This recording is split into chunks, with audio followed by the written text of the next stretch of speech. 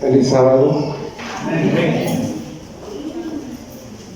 Bienvenidos a la casa del Señor una vez más. Será maravilloso cuando las puertas de la Nueva Jerusalén se abran y la bienvenida no sea dada por un mortal, sino por los ángeles. La misión de esta iglesia es preparar un pueblo para ser trasladado al cielo. Esa es la misión.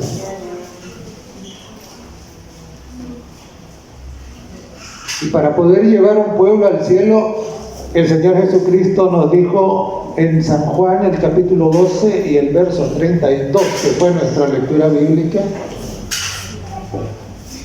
y yo, si fuese levantado de la tierra, a todos atraeré a mí mismo. ¿Y qué quería decir Jesús con ser levantado de la tierra?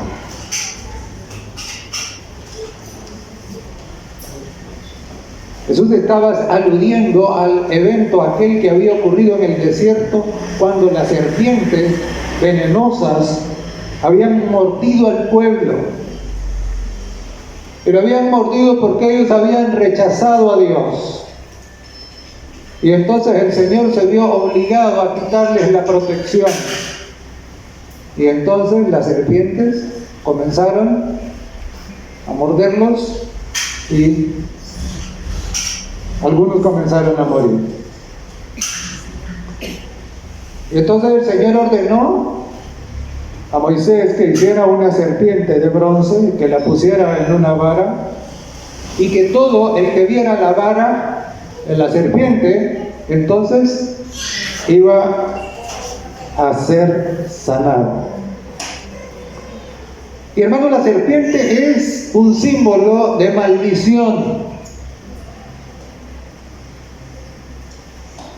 Y cuando Jesús dice: y yo, si fuere levantado de la tierra, en realidad lo que Jesús está diciendo: y yo, si llevo la maldición, entonces a todos atraeré a mí mismo. Ni usted ni yo tendríamos esperanza, ni nadie en este mundo, si Jesús no hubiera estado dispuesto a llevar la maldición, la que nos toca.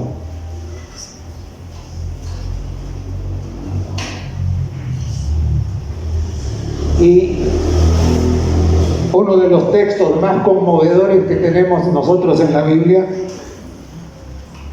es el que encontramos en Filipenses, el capítulo 2,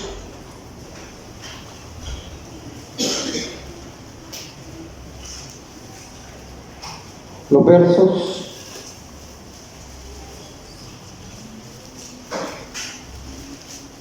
del 5 en adelante. Y dice así la palabra del Señor: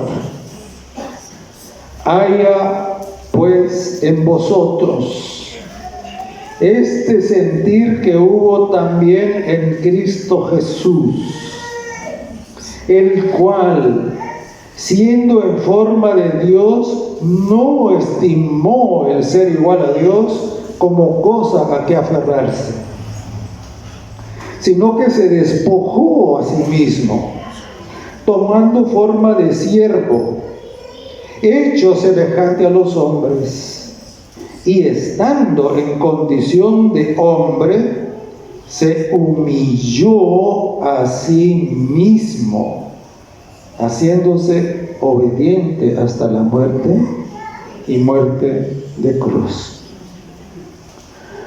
Y hermanos, nosotros a veces no alcanzamos a entender lo que significa esto de que se humilló a sí mismo. Y claro, a la naturaleza humana normal, caída, rehúye la humillación. Porque desgraciadamente todos nacemos orgullosos. Todos nacemos arrogantes,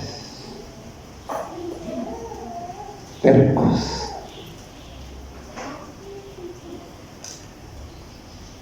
Pero Dios estuvo dispuesto ¿a qué? A despojarse de su autoridad, a despojarse de su poder, para humillarse. Y note que la humillación no para en el hecho de convertirse en hombre, que ya era suficiente para Dios, sino que aún va más allá y dice que se humilla para experimentar la muerte de la cruz. Y hermanos, es interesante, hay un hermano que es médico, él es de la India. Si alguno puede mirar la serie que él ha subido a YouTube, yo se la recomiendo. Él se llama Subdo Pandit.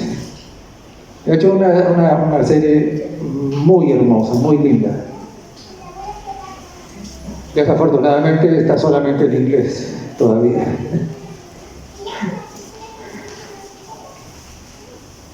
Y él hizo un estudio en donde compara al Señor Jesucristo con los fundadores de las otras religiones. Lo compara con Siddhartha, que es el fundador del budismo, lo compara con Mahoma, lo compara con Moisés mismo, que es tomado como el fundador del judaísmo, ¿no? Y encuentra una serie de contrastes, una serie de contrastes. Fíjense que, sin excepción, todos los fundadores de las otras religiones eran de familias nobles, eran de familias pudientes. Pero Jesús no venía de la tribu más importante. La tribu más importante en Israel era la tribu de Leví, la tribu más importante. Y Jesús no venía de esa tribu. Y hermanos, cuando nosotros miramos la vida de Jesús, de los fundadores de las religiones, a los ojos humanos, Jesús era el peor. No venía de una familia noble. Fue criado en el lugar peor que nos podríamos imaginar. Con toda razón, alguien dijo, ¿y de Nazaret puede venir algo bueno?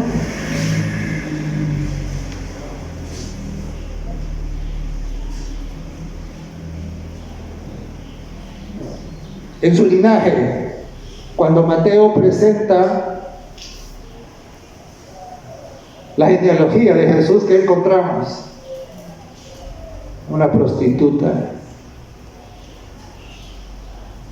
y una mujer que por los judíos era considerada que una pagana, una perra. Eso encontramos en la genealogía de Jesús.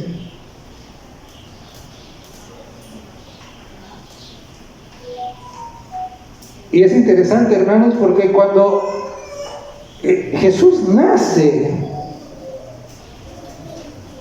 ni siquiera nace en una casa normal. ¿Nace en dónde?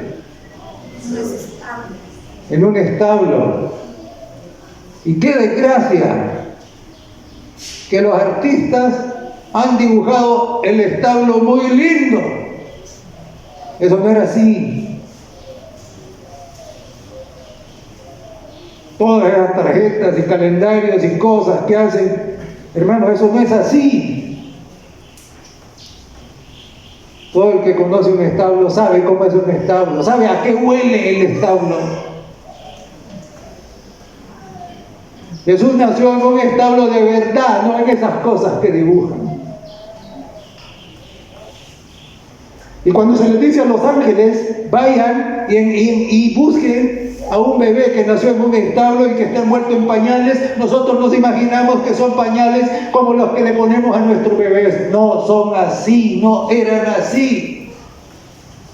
La palabra traducida por pañales indicaba ¿qué? Indicaba tiras de trapo de las que se ocupaban para envolver a los muertos.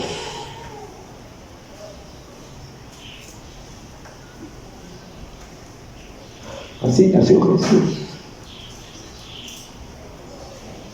Y cuando habla de que se humilló, él sabía y estuvo dispuesto a experimentar todo eso.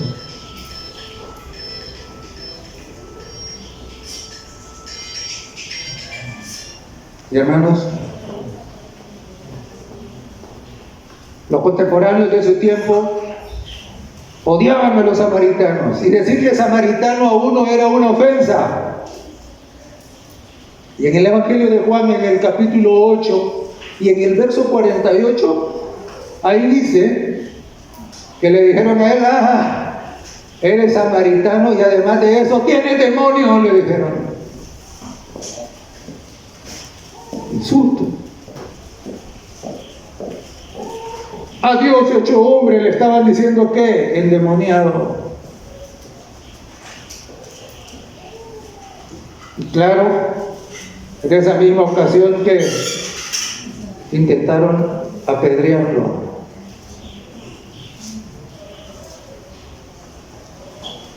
Y en Juan, en el capítulo 8 y en el verso 41, ¿sabe qué le dijeron a Jesús?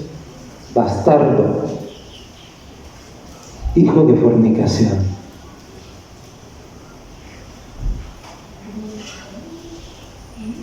Lo mismo, hermanos, su familia.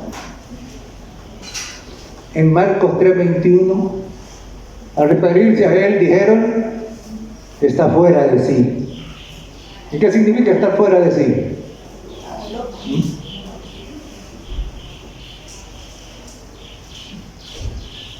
Significa estar loco.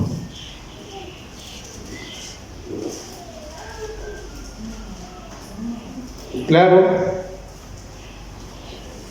en el aposento están los discípulos, está el agua, están las toallas, pero no hay un esclavo que lave los pies. Y cuenta el deseo de toda la gente, que todos los discípulos comenzaron a mirarse uno al otro, a ver quién iba a tomar la toalla y quién iba a ponerse a lavar los pies de los demás, y nadie lo hizo. El orgullo era demasiado grande. Y Dios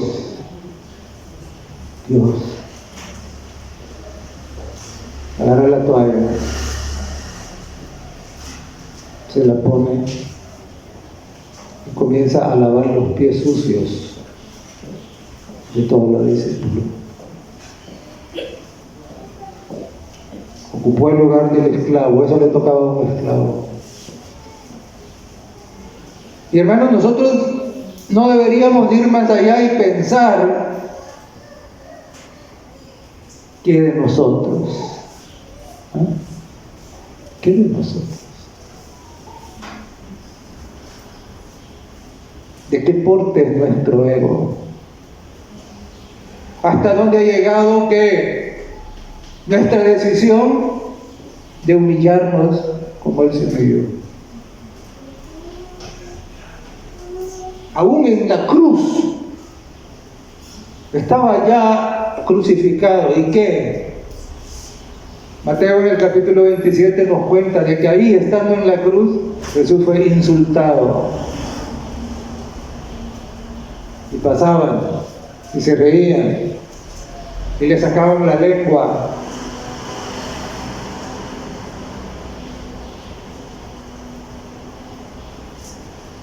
A su Salvador.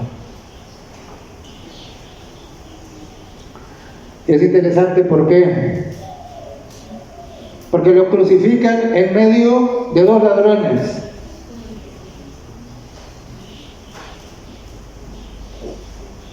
Y ponerlo en medio significaba ¿de qué? De que era el más criminal de todos. Eso significaba. Y normalmente a los condenados por la ley judía no se crucificaban. Esos morían apedreados. Usted lo puede mirar en toda la Biblia.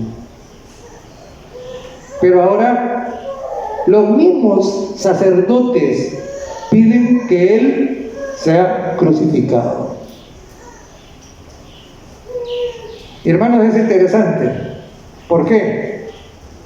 Porque que alguien fuera crucificado era lo peor que podía pasar, la peor vergüenza, no solo para él, sino para su familia también. Porque a partir de ese momento su familia quedaba marcada. Y ningún miembro de su familia, de ahí en adelante, la vergüenza era tanta que se atrevía a levantar la cara.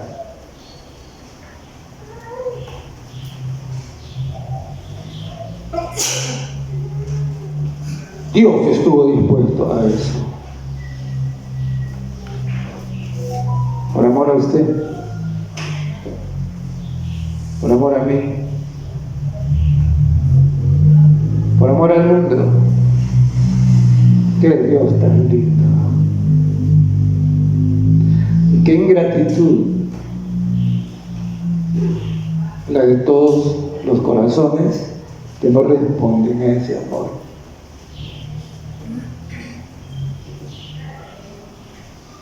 Y Satanás y los suyos estuvieron toda la vida persiguiéndolo para destruirlo, para calumniarlo, para humillarlo de la peor manera que fuera posible.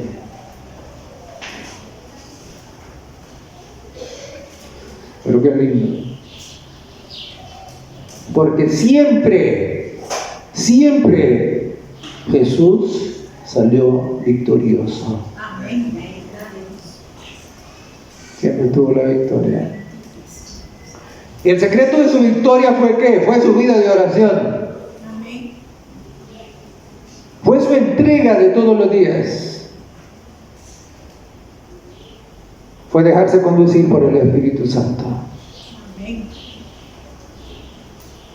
Y es interesante, hermanos, porque fíjense que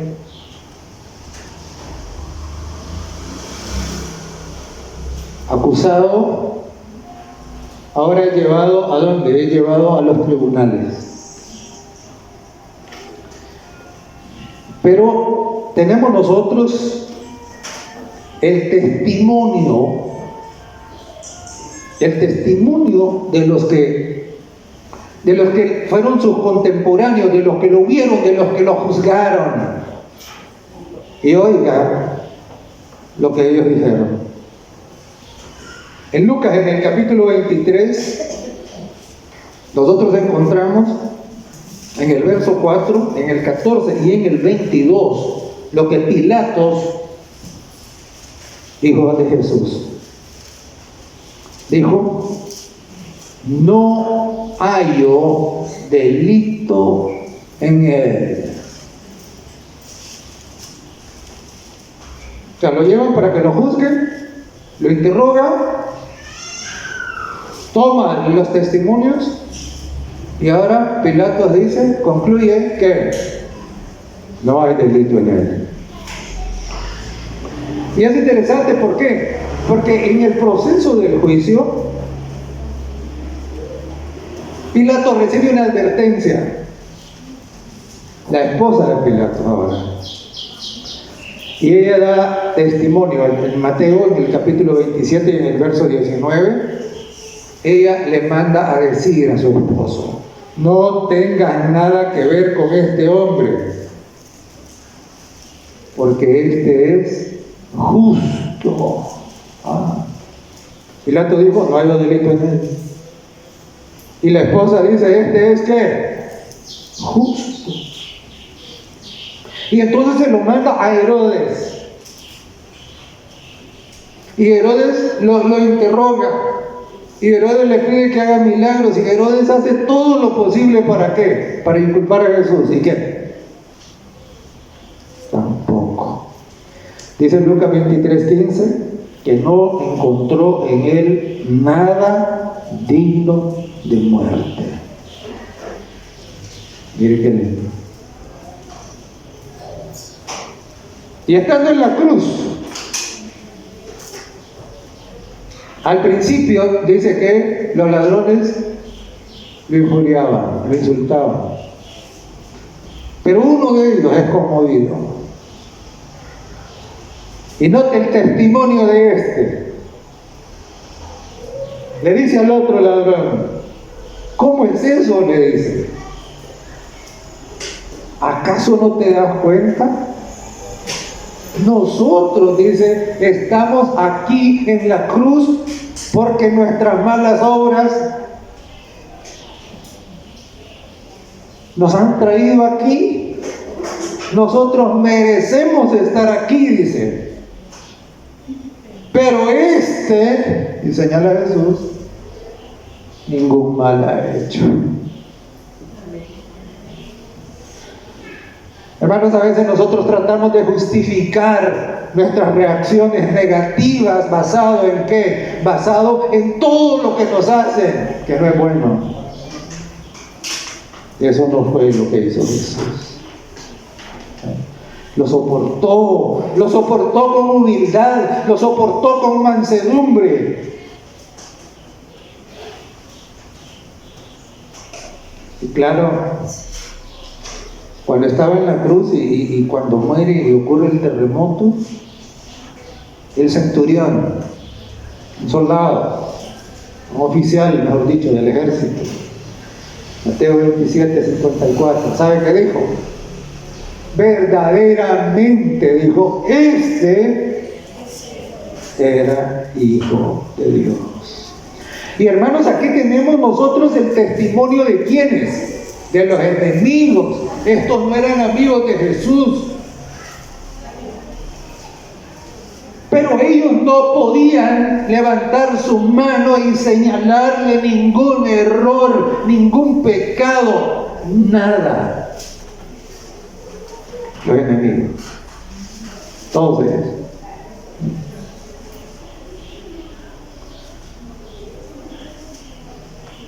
Y ahora, escuchemos el testimonio de los amigos de Jesús.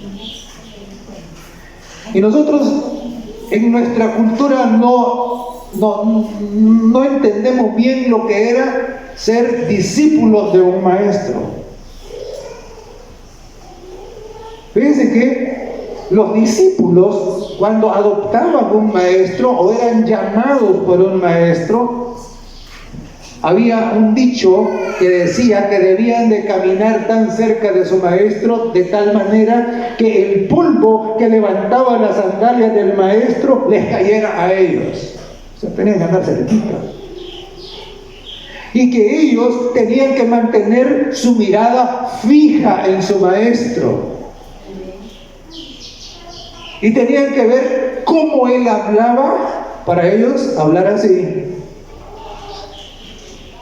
¿Qué gestos él hacía para ellos también hacer así? ¿Cómo caminaba para ellos caminar así? Eso era lo que significaba ser un discípulo. Y entonces ahora los discípulos, los que anduvieron tan cerquita de él, ahora van a dar su testimonio. 3 años y medio, con los ojos puestos en él. Mire, hay gente que en público es una cosa, pero en privado es otra. ¿Sí? Pero aquí vamos a escuchar el testimonio de aquellos que nunca le despegaron los ojos. Aquellos que lo vieron en público y que lo vieron en privado. Aquellos que estuvieron siempre con él durante 3 años y medio. Comenzamos. Pedro. En 1 Pedro, el capítulo 2 y el verso 22 dice: no hizo pecado, ni hubo engaño en su boca.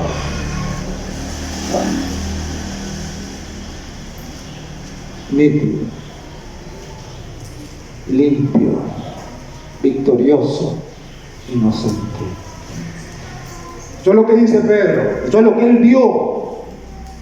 Y Juan, en la primera de Juan, el capítulo 13 y el verso 5, dice, no hay pecado en él. Nunca. Incluso el traidor, Judas, en Mateo 27:4 confiesa y dice, he vendido sangre, ¿qué? Inocente.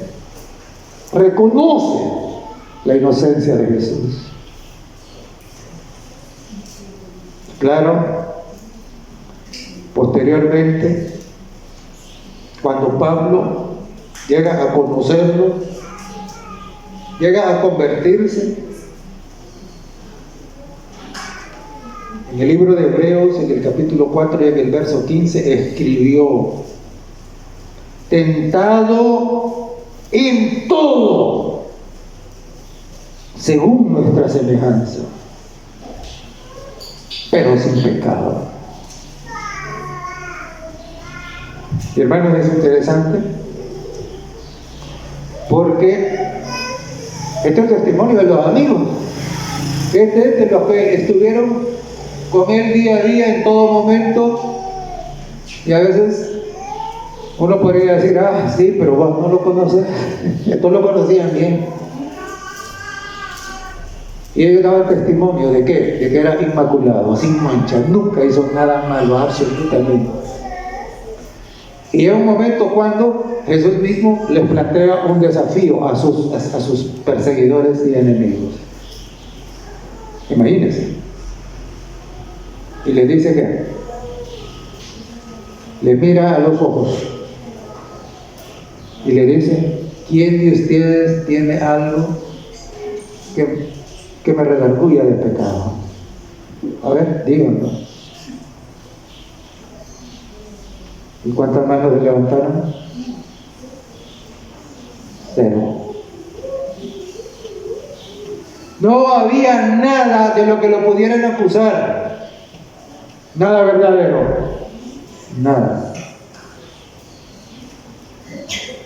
El Dios que estuvo dispuesto a humillarse al extremo, como ya vimos, ahora juzgado, examinado,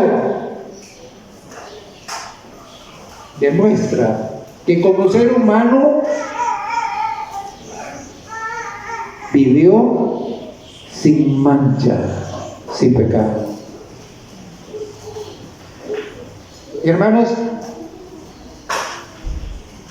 eso debe de ser un motivo de alegría para nosotros. Porque si no fuese así, nosotros no tendríamos esperanza de vida eterna. Porque ¿cómo podría salvarnos? Y hermanos, es interesante, fíjense que el Sanedrín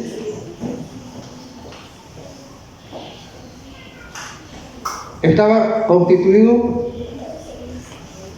por un montón de jueces, de magistrados. Pero cuando había una acusación por algo que era no muy grave, pues solo 3 de ellos podían resolver el caso, 3. Pero cuando la situación ya era un poco más seria, e incluso eso podía terminar en una condena de muerte, de pena de muerte, debía reunirse un mínimo de 23.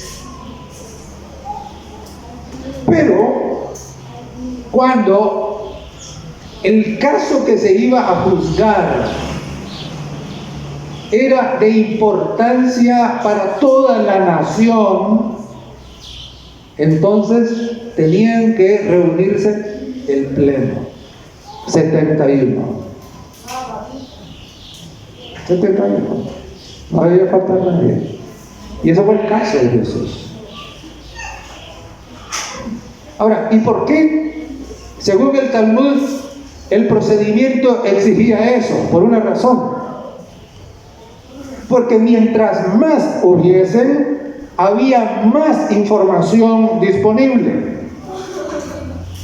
Y la información era clave. ¿Por qué? Porque puede ser de que había ahí un sector, un grupo que no supiera lo que allá uno sabe. Y entonces poder decir, mire tal cosa. ¿Usted sabe qué? En ese pleno tampoco hubo una mano que se levantara para condenar al Señor.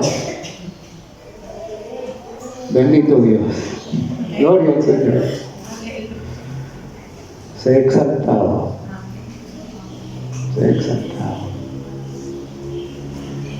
Y claro, entonces, al no encontrar ninguna mancha en él,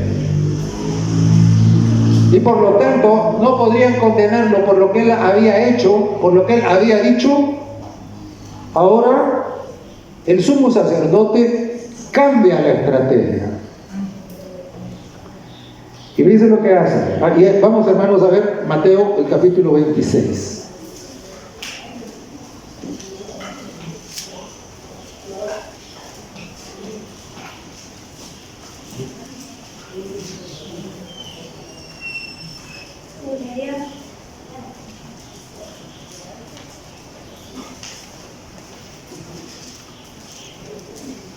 Mateo capítulo 26, los versos 63 en adelante. Y dice así: mas Jesús callaba. Entonces el sumo sacerdote le dijo: te conjuro por el Dios viviente que nos digas si eres tú el Cristo, el Hijo de Dios. Y paremos ahí, hermanos. Miren, esa era la declaración ante la cual ninguno podía quedarse callado. Tenía que dar una respuesta. Era lo máximo. Entonces le dice: te conjuro por el Dios viviente. O sea, apela a lo máximo. Y ante eso Jesús no puede seguir callado. Y entonces le pregunta, y note que ya no le pregunta qué ha hecho, qué ha dicho, sino que ahora le pregunta: ¿qué eres? ¿Qué eres? ¿Por qué? Porque era imposible condenarlo por lo que él había hecho, porque solo había hecho el bien. Había vivido para bendecir, para salvar, para sanar. Y entonces ahora por eso ya ese tema lo deja de lado y ahora le pregunta: a ver, no, si vamos por ese camino nosotros perdemos el caso, pero la cosa es tenemos que condenarlo. Entonces ahora le pregunta, bajo juramento del Dios viviente, y Jesús no puede quedar callado. Verso 64. Y le dice, Jesús le dijo, la pregunta que le habían hecho era: ¿eres tú el Cristo, el Hijo de Dios? Y Jesús respondió: tú lo has dicho. Y además os digo que desde ahora veréis al Hijo del Hombre sentado a la diestra del poder de Dios y viniendo en las nubes del cielo. Entonces el sumo sacerdote rasgó sus vestiduras diciendo: ha blasfemado. ¿Qué más necesidad tenemos de testigos? He aquí ahora mismo habéis oído su blasfemia. ¿Qué os parece? Y respondiendo ellos dijeron: es reo de muerte. Jesús no fue condenado por lo que hizo, sino por lo que es. Fue condenado por ser el Hijo de Dios. Fue condenado por ser el Cristo, el Mesías, el Salvador. Por eso fue condenado. Y hermanos, siendo el Hijo de Dios, siendo Dios mismo, estuvo dispuesto a ¿qué? Llegar hasta ahí. Para salvarlo a usted, para salvarme a mí y para demostrar al universo el amor de Dios. Porque está escrito que el amor todo lo cree, todo lo espera, todo lo soporta, que nunca dejará de ser. Y hermanos, Jesús lo demostró con su vida. Y por eso él mismo dijo, nadie tiene mayor amor que este, el que pone su vida por sus amigos. Mire qué lindo es el Señor. Porque dice el que pone su vida por sus amigos. Y estando en la cruz, no profirió juicio de maldición sobre los que lo habían crucificado, sobre los que lo insultaban, sino que dijo, perdónalo, Señor, no saben lo que hacen.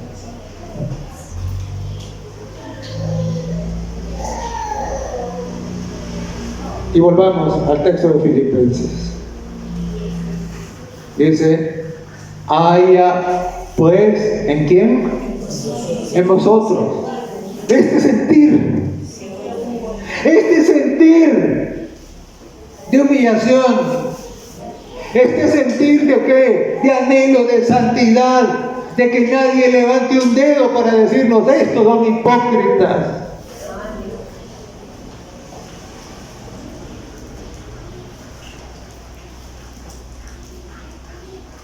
Y hoy nos reunimos ¿para qué?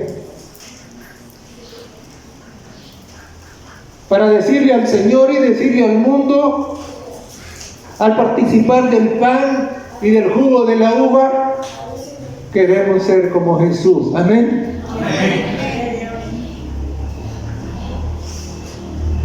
Pero eso significa humillación.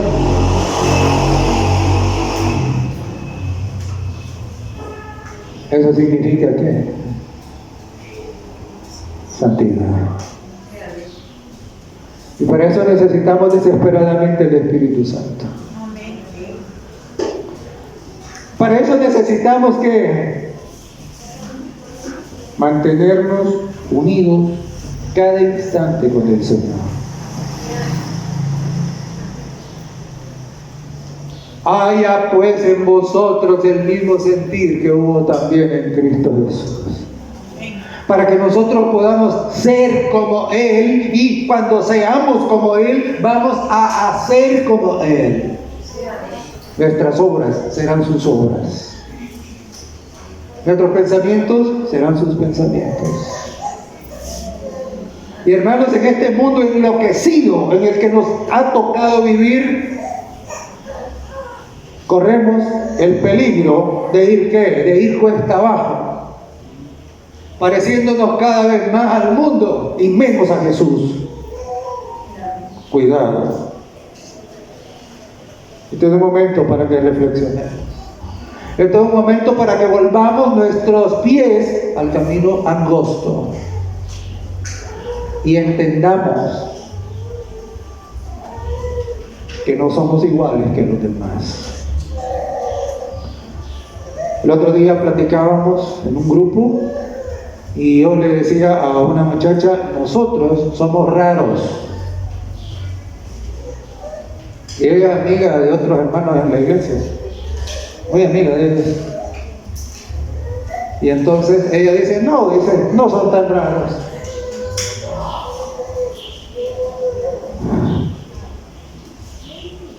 Hermanos, si nosotros no le parecemos raros al mundo, algo malo está pasando. Porque se debía notar la diferencia. Ella no está la diferencia. Si no hay diferencia entre el mundo y el pueblo de Dios, entonces ¿qué? Sí está escrito. La amistad con el mundo es ¿qué? Enemistad contra Dios. Santiago 4. Entonces, hermanos, hoy es un día para qué. Hoy es un día para olvidar todo lo que queda atrás. Reconsagrar nuestras vidas al Señor. Y decidir tener victoria sobre nuestras tendencias negativas, carnales, mundanas, todos los días, para dar gloria al Señor y para prepararnos para ser trasladados al cielo. Porque sin santidad nadie verá al Señor.